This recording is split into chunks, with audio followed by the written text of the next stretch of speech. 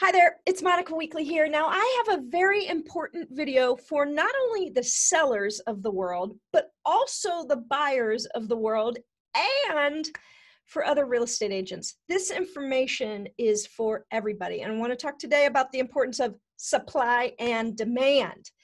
And I have a very specific example I want to show you about what's going on right now and why are things flying off the shelf and how do we know how important it is to analyze the market today versus just looking backwards 6 months.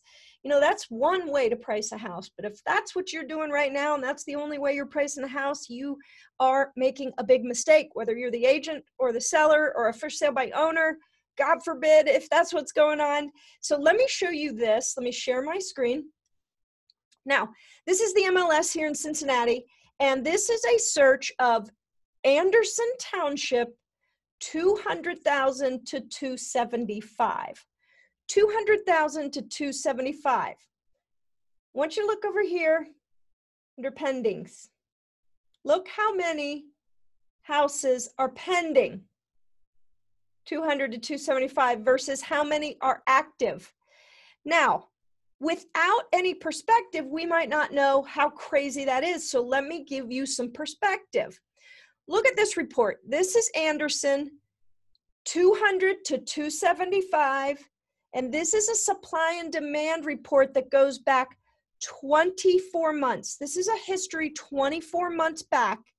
Now, the red line represents the number of houses that were on the market active in Anderson in the 2 to 275 range each of the last 24 months. So when we're looking at the segment of the market we're in right now, which is June, July, August, we're kind of looking at that snapshot of 90 days.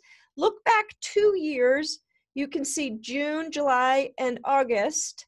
And you can see that in general, we were used to having 40 to 47 listings active in Anderson in the 2 to 275 range.